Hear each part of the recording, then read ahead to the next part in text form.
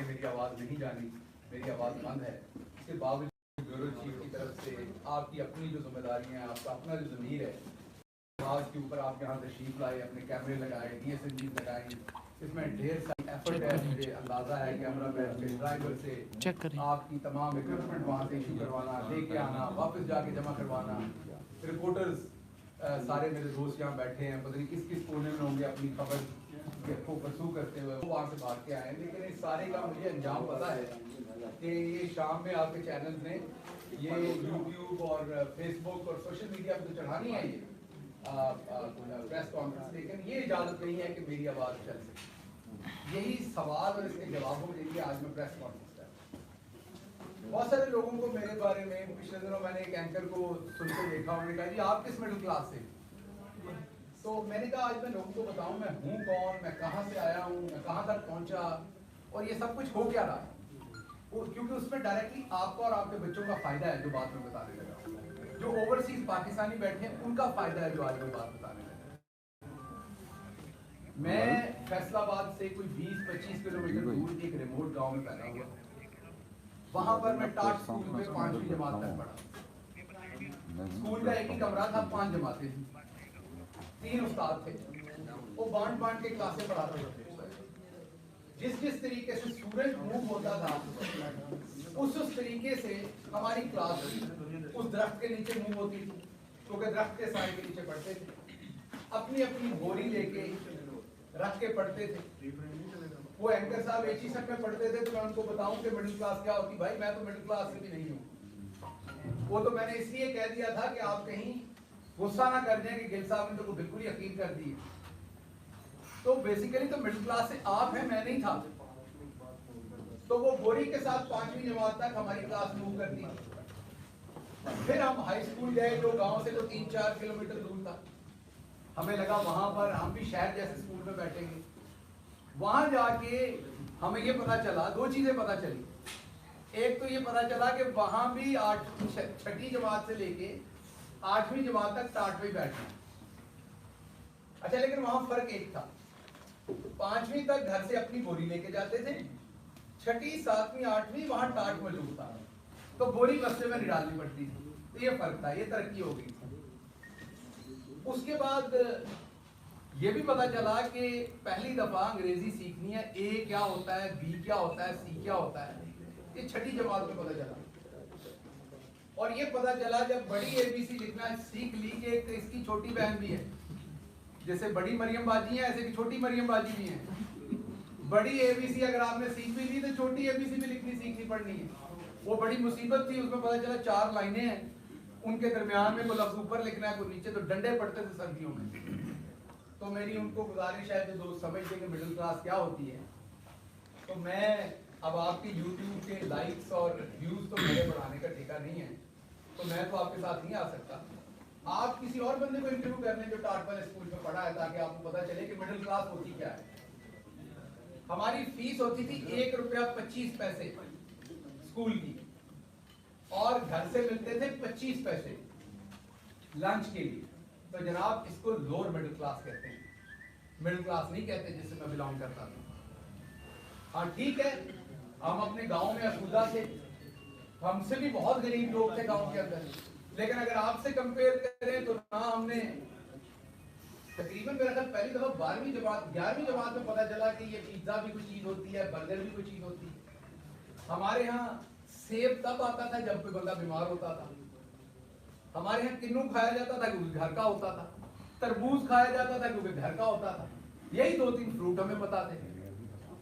तो इसमें से निकल के शहबाज गिल पढ़ते पढ़ाते PhD की शहबाज गिल ने लीडरशिप में, क्योंकि शहबाज गिल के बड़े ख्वाब थे।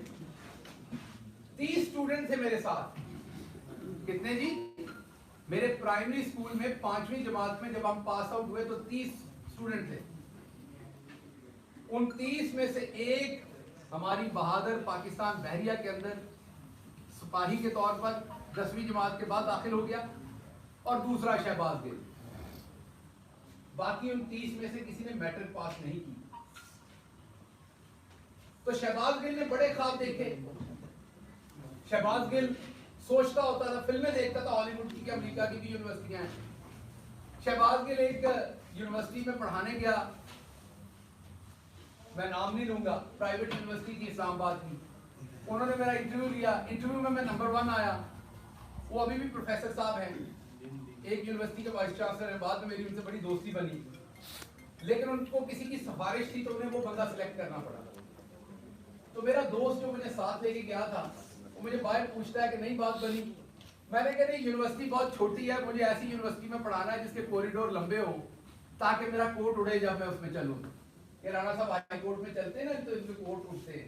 तो मैंने फिल्मों में देखा था कि प्रोफेसर के कोट होते हैं, वो पहनते हैं और वो कोट उठते हैं, तो वो ख्वाब देखता था मैं पीएचडी की लीडरशिप में अपने पैसों से, किसी स्कॉलरशिप के बगैर। पोस्ट डॉक्टरेट करने के लिए हुकूमत पाकिस्तान ने स्कॉलरशिप दिया। जरदारी साहब बैठे हुए थे उस टाइम, उन्होंने कहा सलाब आ गया, पैसे खत्म हो गए, गिल साहब तो कोई पैसा नहीं लेगा। सो अपनी चीजें बेच के, अपनी प्रॉपर्टी बेच के मैं पोस्ट डॉक्टरेट करने के लिए अमेरिका चला।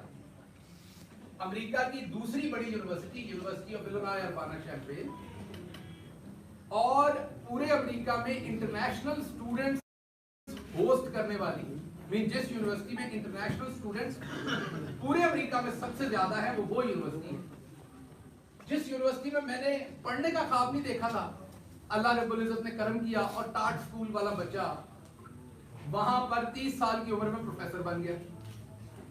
पढ़ाना शुरू हुआ तो हम लोअर मिडिल क्लास से मिडिल क्लास में आ गए, हमारे यहाँ आसूदगी हो गई। अभी मैं अपने करियर के पीक तो मैं उसे नहीं कहूंगा, थोड़ा सा ऊपर था, तो मैं पाकिस्तान आता था बाकायदगी से, क्योंकि मैंने वहां की नेशनलिटी नहीं ली हुई थी। तो मेरी खान साहब से मुलाकात हुई, उन्होंने दावत दी, असद उमर साहब, खान साहब, उन्होंने दावत दी कि पाकिस्तान के लिए बड़ा जरूरी है कि पढ़े लिखे मिडिल क्लास के लोग आए। पाकिस्तान को लूट लिया गया है यहाँ के इशराफिया ने। आप जैसे लोग जो अपने मसाइल से निकले हुए हैं, आपको इन मसलों का पता है। मेरे जैसा बंदा जो बस पे बैठ के कॉलेज आता था, मैं यहाँ वो टिपिकल सियासतदानों वाली आपके साथ नहीं करता, सारे लोग मेरे जानने वाले, मैं आपको 10 नाम बता देता हूँ जो मेरे साथ करते थे। गांव से होंडा CD 70 के ऊपर बैठ के गवर्नमेंट कॉलेज फैसलाबाद आते थे, 25 किलोमीटर का सफर था। हमारे साथ, क्योंकि वो कॉलेज सबसे अच्छा था, साथ पढ़ने वाले बच्चे ज्यादातर अशराफिया के थे। और हम जब आते थे, पहला लेक्चर 8 बजे शुरू होता था, तो 1 घंटा लगता था टांगे गर्म करने में। टांगे अकड़ी होती थी जब मोटरसाइकिल से उतरते थे, खड़े नहीं हुआ जाता था सीधा। इसलिए कहता हूं कि मैं मिडिल क्लास से हूं, मैंने वो सब कुछ देखा हुआ है, सहा हुआ है, बर्दाश्त किया हुआ है। उसके बाद पार्टी में आ गए। पार्टी में पहले 3 साल तो हमारी सोशल मीडिया हमें गालियां निकालती रही, पैराशूटर पैराशूटर। 2002 से खान साहब को सपोर्ट कर रहा हूं। यूनिवर्सिटी ने पहली दफा वीलॉग करना सिखाया 2010-11 में, आपने नाम नहीं सुना होगा। स्टूडेंट्स की मदद के लिए वहां पर वीलॉग करना सिखाया कि क्लास पढ़ाने के बाद जो उनके सवाल रह गए वो अब वीलॉग में बताएं उन्हें। तो मुझे अभी भी याद है, मैंने अपना बोंडा से वीलॉग रिकॉर्ड कराने शुरू किए इमरान खान की मदद से। अभी भी यूट्यूब पे उस जमाने के पड़े हुए हैं। उसके बावजूद यहाँ आया तो पहले 3-4 साल जो हमारे सो कॉल्ड पार्टी के वारिस है, उन्होंने कहा जी ये तो पैराशूटर है, कहां से आ गया। उस नफरत को बर्दाश्त किया अंदर से। बाहर के शराफिया की तो नफरत थी, अनकन्वेंशनल था। आपके साथ भी वैसे ही डील करता था, हामिद मीर साहब के साथ भी और कामरान शाहिद के साथ भी। तो मेरे लिए आप सारे साथ ही थे। मैं तड़ाक करके जवाब देता था जो मुझे आता था।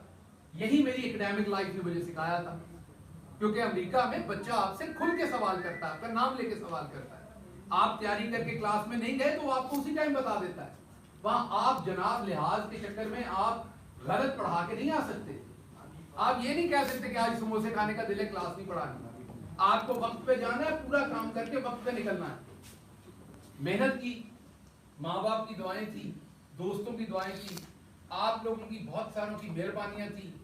मैं पॉलिटिकल लाइफ में आगे चलता गया, वज़ीर आज़म के दफ्तर में पहुंच गए, वहां भी काम किया। लेकिन जहां जहां मैंने काम किया, मेरे कंधों पर 29 लोगों का वजन था हमेशा।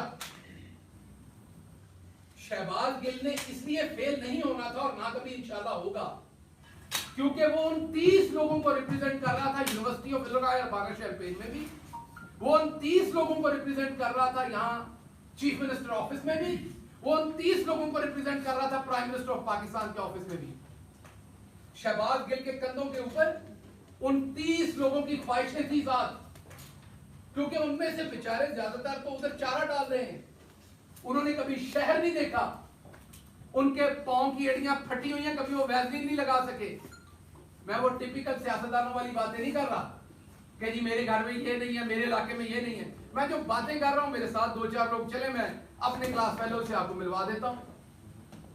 सो तमाम लोगों का बोझ लेके मैं खड़ा था, क्योंकि मैंने जीतना था, मैंने उनके लिए जीतना था, ताकि आगे उनके बच्चे सोचें कि इस गांव में पैदा होकर स्टार्ट स्कूल में पढ़ के आपका जहां दिल करे आप वहां पहुंच सकते हैं।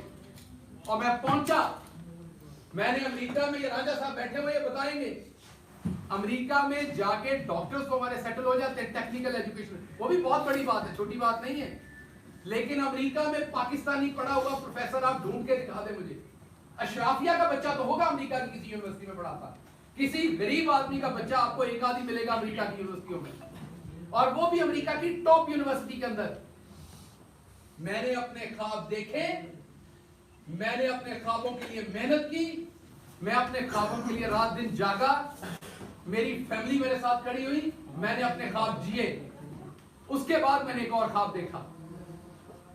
मैंने ख्वाब देखा कि पाकिस्तान को हमने बदलना है, मेरे जैसे लोगों को आगे आना है। हसन और हुसैन को हमारे मसले नहीं पता, वो बस की छत पर बैठ के नहीं गए कभी भी बोर्ड का एग्जाम देने के लिए। हसन और हुसैन को नहीं पता कि अगर आपका कॉलेज में मेरिट पे दाखिला नहीं हो रहा तो आपने देहाती कोटे पे कैसे दाखिला लेना है, वो मुझे पता है। तो इसलिए मुझे लगा कि मेरे जैसे बंदे को आना चाहिए। मेहरबानी इमरान खान की, तो उसने मौका दिया। मैंने अमेरिका में अपनी वो तनख्वाह जो आज शायद 60-70 लाख बनती होगी महाना, जब छोड़ के आया था तो 35-40 लाख बनती थी, जो एक मेरी तरह के मिडिल क्लास का ख्वाब हो सकता है। कहा जाता है जो आपके फार्म हाउस है आपका वो है, और भाई लूट के नहीं, वहां मेहनत से कमाया था। जो कुछ भी है, लोग इल्जाम तो पाकिस्तान में सब सियासतदानों पे लगते हैं, और वो इल्जाम कभी प्रूव नहीं होते। मेरा आपको चैलेंज है कि मेरे पे अल्लाह के करम से अजान हो रही है, इल्जाम लगा के दिखाएं कि मैंने करप्शन की है। अगर पार्टी के 5 सबसे आप ऑनेस्ट बंदे निकालेंगे तो मैं उन 5 में एक हूंगा, और अगर गलत कह रहा हूं तो कोई सामने आए और इल्जाम लगाए। पंजाब में 1 साल रहा हूं, फेडरल में मैं 3 साल रहा हूं, 2.5-3 साल। कोई एक ऑफिसर खड़ा होकर बताए मैंने एक ट्रांसफर, एक पोस्टिंग, एक सिफारिश के लिए किसी को फोन किया अपनी जात के लिए।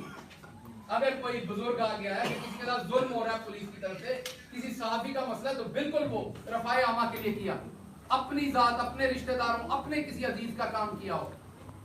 मैंने तो कभी अपने किसी अजीज की इमरान खान से तस्वीर नहीं बनाई। चीफ ऑफ स्टाफ होने के बावजूद मेरे किसी दोस्त की तस्वीर दिखा दे, मेरे किसी फैमिली मेंबर की, मेरे भाई की, मेरी बीवी की, मेरे किसी इंसान की तस्वीर दिखा दे इमरान खान के साथ। मैंने एक ही चीज सीखी थी, पूरा तोलो। जब मेरे पे जिम्मेदारी थी मैंने पूरा तोला। मैंने अमेरिका में एक आर्टिकल लिखा, मेरे दादा एक अनपढ़ थे, चौधरी इस्माइल गिल। जब पाकिस्तान बना, इधर मजाक उड़ाया गया कि जाती आलू पालक पका रही थी गर्मियों में। हम अमृतसर वाले हर चीज की बढ़िया बनाते हैं।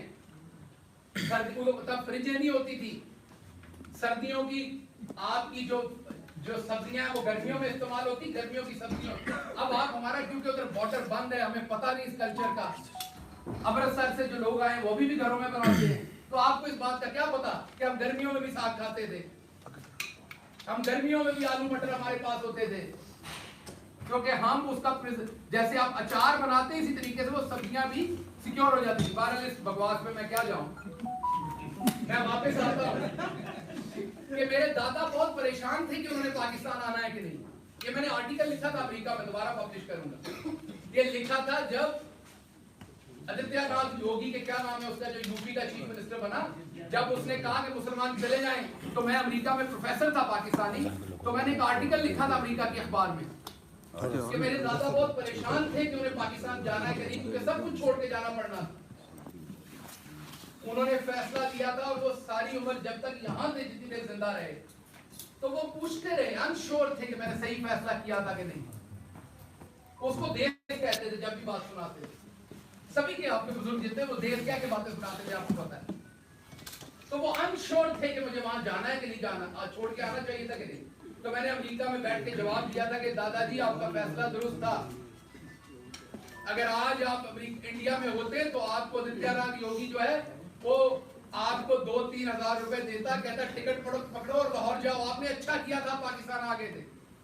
वहां मुसलमानों के लिए पनाह नहीं है, घर नहीं है। लेकिन अगर मेरे दादा को ये पता होता कि मेरा पोता सारी मेहनत करके हर जगह पहुंचेगा फिर उसे नंगा करके मारा जाएगा, तो शायद वो दोबारा सोचते कि मैंने जाना था कि नहीं। और मुझे अगर अमेरिका में ये लिखते हुए पता होता और अगर मुझे आते हुए यहां पता होता कि मैं पाकिस्तान बदलने जा रहा हूं। आपने देखा हमारी पार्टी में मैं अपनी पार्टी के हर शख्स का एहतराम करता हूं जो आज इमरान खान के साथ खड़ा है। इमरान खान जान की बाजी लगा रहा है इस कौम के लिए। जो उसके साथ किसी भी तरह से खड़ा है मैं उसके पांव की धूल के बराबर भी नहीं हूं। लेकिन आपने एक सवाल पूछा अपने आप से, गिरफ्तारियां तो बहुत हुई, पर्चे भी बहुत हुए। वैश्य किस्म का जो मैं बयान नहीं कर सकता यहां आपको, वो तशद्दुद सिर्फ शहबाज गिल पे, आवाज बंद सिर्फ शहबाज गिल की। 16 दिन घर वालों से, दोस्तों से, किसी से मिलने ना दिया गया, वो सिर्फ शहबाज गिल को। अदालतों में ट्रायल चल रहे, तेजी से यहां 3-3 साल फर्दे जुर्म आयद नहीं हुई। मेरे पे 2 महीने के अंदर फर्दे जुर्म आयद कर दी, जिसमें सजाए मौत है, जिसमें उम्र कैद है। क्यों? क्योंकि मैं उस इस्माइल गिल का पोतरा हूं जो लोअर मिडिल क्लास से था, अनपढ़ था, वहां से उठ के यहां आ गया था, उसकी यह गलती थी। हिंदुस्तान के अंदर यही 124A जो दफा है, इसके ऊपर लोगों के ऊपर मुकदमात किए गए और सबसे ज्यादा मुसलमानों को गद्दारी के जुर्म में जेलों में डाला गया। हिंदुस्तान की सुप्रीम कोर्ट ने आकर तंग आके इस कानून को अंग्रेजों का काला कानून कह के बंद कर दिया। आज हिंदुस्तान के अंदर किसी के ऊपर इस दफा के ऊपर पर्चे नहीं हो सकते और मेरे ऊपर 2 दर्जन गद्दारी के पर्चे दे दिए। मैं कहां से गद्दार हूं? मेरा बाप कहां से गद्दार है? मेरा दादा कहां से गद्दार है? हम अपना सब कुछ छोड़ के इस मुल्क में 2 दफा हिजरत की हमने। मेरा दादा सब कुछ छोड़ के आया, मुझे मौका मिला, मैं दुनिया के सबसे सुपर पावर में गया, वहां की सबसे बड़ी यूनिवर्सिटी में गया, मैं टॉप सैलरी ले रहा था, अपने सारे मटेरियल ख्वाब जी सकता था, सब कुछ छोड़ के, अपनी फैमिली वहां छोड़ के मैं यहां आया। मुझे सबने मना किया, मुझे पछतावा नहीं है, मैं इसकी कीमत दे रहा हूं। लेकिन आपको बता रहा हूं, ओवरसीज पाकिस्तानियों को बता रहा हूं, आपको ये बुखार नहीं होना चाहिए। मैंने आज राजा साहब को बताया, इनको भी बड़ी चुल है यहां सियासत करने की। मैंने कहा आपको ये बुखार नहीं होना चाहिए, चुप करके वहां अपना काम करें, पाकिस्तान की मदद करनी, वहां से पैसे भेजे बस। खबरदार, आप मिडिल क्लास के लोगों ने सोचा कि आप सियासत करके इन वडेरों के बराबर बैठ सकते, क्योंकि मैं इनसे डरता नहीं था, मैं बराबर के जवाब देता था, मेरे अंदर खौफ नहीं था, मैं इन वडेरों की औलाद को बराबर टीवी पे टक्करता था। मुझे तब भी धमकियां दी जाती थी। मैं वाहिद हूं पीटीआई में जिसने पीटीआई की हुकूमत में आप सबके सामने हाईकोर्ट में केस भुगते, मुंह पे स्याही डलवाई, अंडे खाए, जूते मारे गए मुझे। मेरी अपनी हुकूमत, मेरा अपना चीफ मिनिस्टर, मेरी अपनी पुलिस मुझे प्रोटेक्ट नहीं कर सकी तब। क्यों? क्योंकि मैं मिडिल क्लास से था। यहां आप किसी और की हुकूमत में किसी शहजादे को हाथ लगा के देखें, ऐसी की तैसी आपकी। गरीब को तो ऐसे उठाते हैं, गरीब को तो ऐसे उठाते हैं, मिडिल क्लास के बंदे को तो ऐसे उठाते हैं जैसे उसका कोई हक ही नहीं है। एफआईआर देते हैं, मैं देखता हूं उसमें जो दफात लगी हुई हैं, इतनी तो जमातें नहीं मैंने पढ़ी सारी जिंदगी में जितनी आपने दफात लगा दी मेरे ऊपर, और मेरे बयानों को अपनी मर्जी से तोड़ मरोड़ कर पेश किया। आप कहते मैंने ये गुनाह नहीं किया, नहीं आपने किया है, जबरदस्ती है आपके ऊपर कि आपने किया है गुनाह। अब क्या हो रहा है? छुपा के इजाजत दी जा रही। अगर मैं पॉइंट आउट करता हूं कहते पार्टी छोड़ रहा है। लोग अपने अपने वीलॉग्स के व्यूज बढ़ाने के लिए शहबाज गिल पार्टी छोड़ने की सोच रहा है। शहबाज गिल ने अपना सब कुछ जला दिया इस मुल्क के लिए, इमरान खान के साथ अभी भी खड़ा है, पार्टी छोड़ने के लिए खड़ा है। तो इसलिए मैं आज की प्रेस कॉन्फ्रेंस में जो सबसे इंपॉर्टेंट बात आपसे करने जा रहा था वो अब करने जा रहा हूं। मेरे ऊपर एक बलूचिस्तान में एफआईआर दी गई, जिसको हमने वहां पर वुकला हायर किए। आम बंदे के लिए आम बात है। अमीर आदमी के घर में कोई बीमार हो जाए ना, आम बात है। ड्राइवर होता है, मैनेजर होता है, हॉस्पिटल फोन हो जाता है, वहां सब कुछ तैयार हो जाता है। ये पीछे असलम साहब खड़े हैं, पैसे के थोड़े आने ने। चले ठीक है, मैं आप लोगों में से असूदा हो गया जाने में, लेकिन जानता तो हूं ये सारे मसले। इसी तरह जब उसको पता होता है मैंने उस अदालत से वकील कहां से करना है, मैंने इस मुकदमे को कैसे लड़ना है, क्योंकि आपका वो अशराफिया का नेटवर्क नहीं है जिसने आपको परों में छुपा लेना है। बलूचिस्तान में केस हुआ, बलूचिस्तान की हाई कोर्ट में गए, बलूचिस्तान के जज साहब ऑर्डर कर रहे हैं कि अगर कोई और एफआईआर है शहबाज गिल पे तो ले आओ।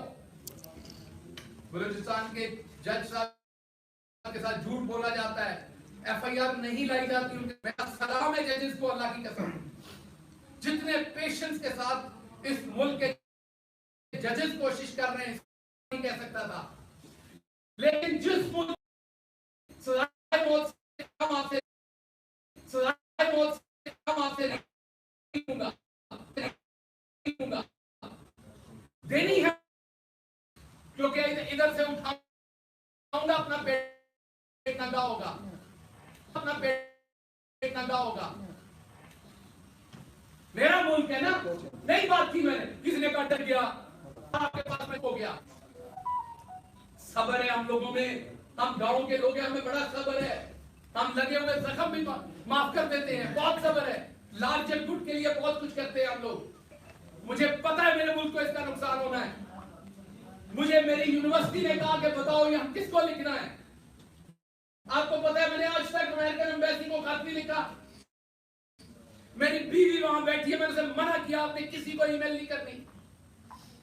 यहां किसी को जुकाम हो जाए तो ये हर फॉरेन जो कोई एनजीओ उसको लिखते हैं, यूएन में लिखते हैं, कहां लिखते हैं। मैंने अपनी सारी फैमिली को मना किया कि नहीं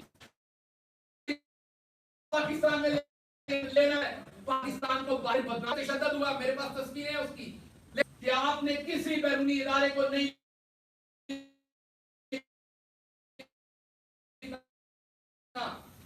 इस मुल्क की तौकीर को नहीं छेड़ना आपने। लेकिन ये बार बार मुकदमे ना कीजिए।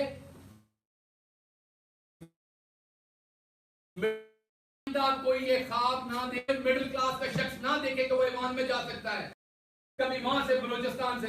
वो मैंने जहां पे मेरे मुकदमा किया मैंने देखा है वो 22 घंटे की मुसीबत किसी बंदे को आज तक मैंने नहीं कहा। में मुझे पकड़ा गया था, हमारी हुकूमत बन गई थी, मैंने कहा यहां से ऐलान करता हूं मेरी पार्टी किसी नून लीग वाले को सियासी मुखालफत बयानबाजी में अंदर करेगी, मैं खिलाफ खड़ा होऊंगा जाके। अभी भी कहता हूं हमेशा खिलाफ खड़ा होऊंगा। एक मैं मिडिल क्लास था, वाला दिन नहीं था, मैंने किसी सहाफी को बड़े सारे ख्वाब है मेरे गांव के मेरे साथ जुड़े हुए, उनको डुबोया नहीं है। आपने मुझे 16 दिन रखा, आप मुझे दोबारा 16 दिन रखे। मेरे पे एक छींटा करप्शन का निकाल के दिखाएं। पाकिस्तान में आज करप्शन करना नॉर्मल है। मेरी फैमिली में एक दफा 2000 रुपए का पेट्रोल सरकारी गाड़ी का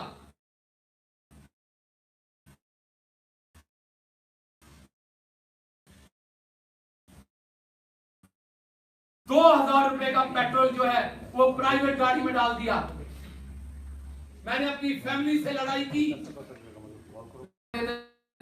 मेरा सांस बंद था। मैं चुप इसलिए हूं कि मैं बोलूंगा तो उसमें बेतौकीरी है। मैं बुज़दिली से चुप नहीं हूं। अपना आपके मेरी नहीं बचाना, मुझे यह भी पता है। अगर मैं हाजिर हूं क्योंकि मैं बच नहीं सकता तो मैं अब और मैं हाजिर हूं क्योंकि मैं बच नहीं सकता तो मैं अब और क्या सोचूं। तो मैं हाजिर हूं, आप कर लीजिए। अगर जिंदगी इतने लिखी किसी एफआईआर कहाँ है?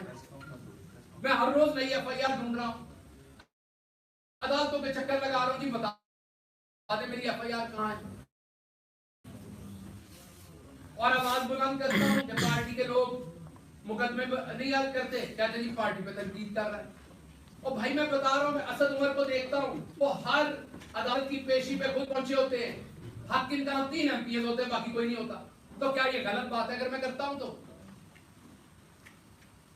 तो इसलिए कि आपने जिस तरीके से फवाद चौधरी के केस में 4 दफा हाईकोर्ट के जज की बेतौकीली की, इंडियन सुप्रीम कोर्ट फैसला दे चुकी है 124A पे। बंदयाल साहब, आप शान है पंजाब की, पाकिस्तान की, बड़ी बड़ी आपसे तौक़ात है, दुनिया की बेस्ट यूनिवर्सिटी से पढ़े हुए हैं। Please move your pen. अगर आप अभी जस्टिस नहीं करेंगे ऑनरेबल जज साहब, तो कब करेंगे? अगर इंडियन सुप्रीम कोर्ट हटा सकती है, अंग्रेज जो हमारे ऊपर गासिब था, हम जिसके गुलाम थे, वो कहता था इस केस में आप गद्दार हैं, तो ये हमारा अपना मुल्क है, अब हम गद्दार कैसे हो गए? या फिर बता दीजिए कि ये अभी भी सिर्फ अशराफिया का मुल्क है, मिडिल क्लास गांव के लोग अभी भी यहाँ गद्दार हो सकते हैं। बताएंगे किसी एक शहजादे को आपने गद्दार कहा हो? बताएंगे किसी एक शहजादे पे आपने चला होगा तो हबीब जालिब पे चला होगा, चला होगा तो फैज पे चला होगा। मिडिल क्लास के लोगों को गद्दार कहा गया, उन्हीं पे केसेस चले। तो इसलिए मेहरबानी कीजिए चीफ जस्टिस साहब, आपकी खामोशी भी अब तकलीफ देती है। मेहरबानी कीजिए, पाकिस्तानी आपकी तरफ देख रहे हैं। पूरे एहतराम से मैं कह रहा हूँ, मैं पूरे एहतराम से जजेस को कह रहा हूँ कि आपकी तरफ देख रहे हैं। मैं आपसे ये भी वादा करता हूँ, कोई आया तो मैं उसे एयरपोर्ट पे खुद रोकूंगा। मैं आप किसी ओवरसीज पाकिस्तानी को सियासत में नहीं आने दूंगा जो ईमानदारी से सियासत करना चाहता है। हाँ, वो वाले तो आएंगे जो आते हैं, वजीर आजम बनते हैं, काम पूरा करते हैं, बक्सा उठा के वापस चले जाते हैं। कोई हमारी तरह का आने लगेगा ना मिडिल क्लास, तो मैं सिखाऊंगा नहीं आना। मुझे ये समझ आ गई है कि हमारी ये औकात नहीं है। मुझे अच्छी तरह से समझ आ गई कि हम इस चीज के लिए नहीं बने। मुझे ये भी अच्छी तरह समझ आ गई, मैंने यहाँ बैठे भाइयों ने भी मेरे कपड़े उतार रहे, शगातों के नहीं उतरने। हम ये किया करते थे, आप अपनी हुकूमत में ये किया करते थे, आपको तब शर्म नहीं बैठा हुआ है। इवन जंगल में भी हकूक होते हैं, हमने जंगल से भी ऊपर काम कर दिया है। मैं नहीं बोलना चाहता, इसलिए खुदारा दोबारा सोचिए। हम इस मुल्क के शहरी हैं, हम इस मुल्क से मोहब्बत करते हैं। इस मुल्क के अदलिया हो, कोई भी इदारा हो, हर इदारे का एहतराम करते हैं, मोहब्बत करते हैं। पॉलिटिकल डिफरेंसेस हो सकते हैं, इसलिए इनको पॉलिटिकल डिफरेंस रहने दीजिए, इस हद तक ना जाइए। हमने नवाज शरीफ की तरह करप्शन नहीं की हुई, हमने पैसा नहीं बनाया हुआ। हम पे 1-2 केस बनाए, उसमें मैंने बार-बार कहा सजाए मौत करा दें। इतनी लंबी चौड़ी ये कोई, आपने तो इतनी तो रेस्टोरेंट के अंदर डिशेस का मेन्यू नहीं होता जितनी एफआईआर इनने मारी है। एक मिडिल क्लास बंदा किधर से उनको पकड़े, किधर से पूरा करे? कोई सवाल आज? पहली बात तो है डॉक्टर कुर्सी पे होता है, सवाल करते हैं और सख्त सवाल भी करते हैं। कोई ऐसी बात नहीं, हम ये नहीं है और ऐसा नहीं है कि हम किसी पे ऐसे कर रहे हो, ये गलत बात है, ऐसा नहीं है। और एक सवाल ये है कि आपकी चेयरमैन तहरीक इंसाफ इमरान खान साहब के साथ बुलाकर जैसे आप गिला कर रहे हैं पार्टी के कि वो लोग नहीं आ रहे, रास्ते में नहीं है, ऐसा शायद महसूस हो रहा है हमें। क्या खान साहब ने क्या कहा आपके हवाले से ओवरऑल और आइंदा का लाहे जो है पार्टी की सतह पे आपके हवाले से? देखिए, 2 चीजें ध्यान में रखिए, आपको 2 चीजें पता होनी चाहिए।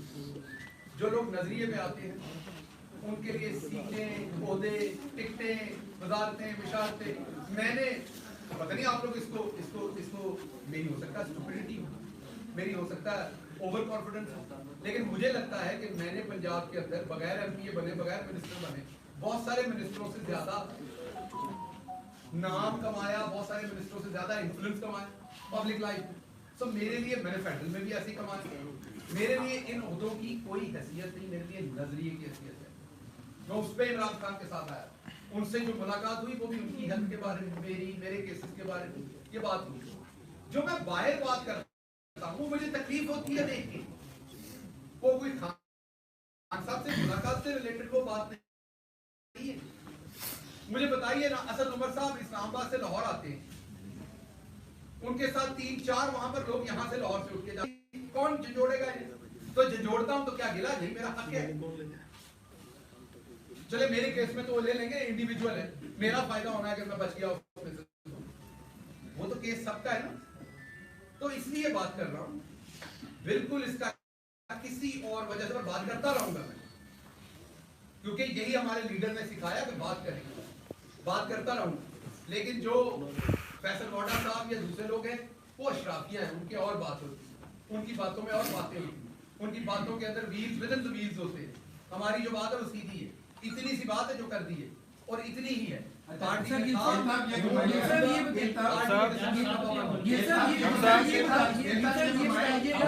ये बताइएगा कि जो गिला आप कर रहे हैं, ये जब आप भी पेशी पे जाते हैं तो आपके साथ भी कोई रहनुमा या एमपीएस जवाब दे दिया आगे नहीं, ये गिला इसमें कोई मसाला नहीं करना, सिर्फ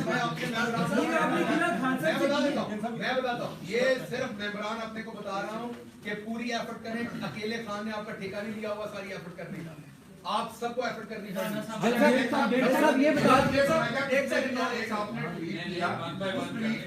आपने कहा वही वर्ड दोहराए जो कि फैसल वाडा जो है मुख्तलिफ प्रोग्राम से बैठ के दोहराते हैं कि आस्तीनों के सांप।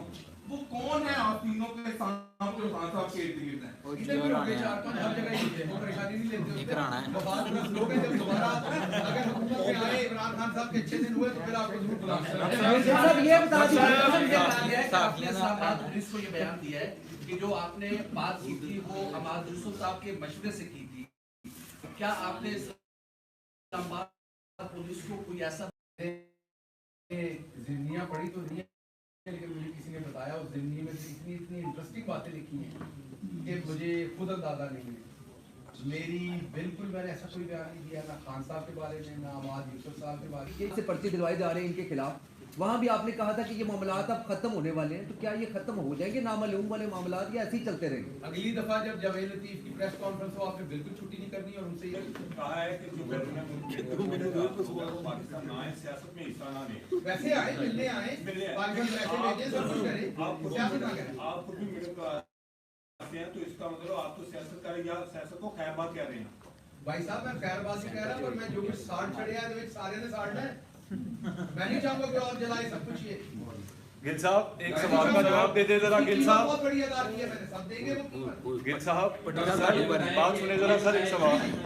डॉक्टर साहब आपकी जो इमरान खान से आखिरी मुलाकात हुई, उस मुलाकात में आपके केसेस के हवाले से उन्होंने क्या इंस्ट्रक्शन दी थी या पार्टी अहदेदारों को क्या इंस्ट्रक्शन दी थी, नंबर 1। और नंबर 2, हम आपके साथ हैं, हमेशा तहरीक इंसाफ के जो बीट रिपोर्टर हैं वो बड़ा सॉफ्ट कॉर्नर रखें। और दूसरा ये बताइएगा कि क्या आप जो है वो आइंदा का आपका लाहेमल क्या है? केसेस आपके साथ चल रहे हैं, पार्टी के लोग कुछ नहीं खड़े हुए साथ आपके, समाज जो है वो कंटिन्यू रखेंगे या इसे फिलहाल सेट असाइड कर रहे हैं? देखिए, इसका जवाब मैं बार बार दे चुका हूँ। इसका जवाब एक ही है, मैं पार्टी के साथ रहूंगा, एतराज में करूंगा, पहले भी करता था, अभी भी करता हूँ। पहले कौन सा मैं नहीं करता था, पहले भी मेरी बातें आती थी। पहले हमेशा अप्रिशिएट किया सच।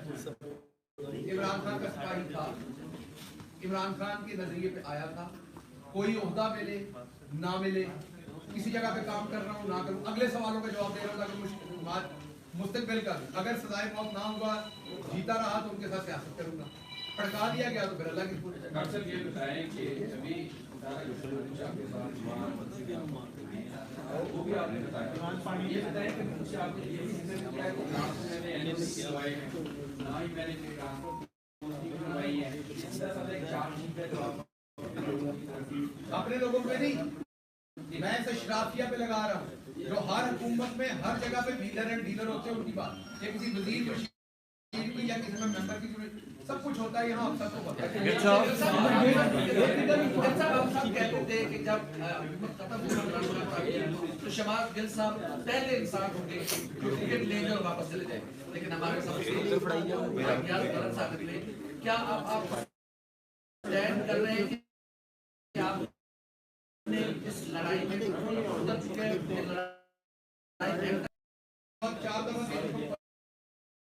गिल साहब एक सवाल ले लें सर, काइंडली सर एक सवाल। गिल साहब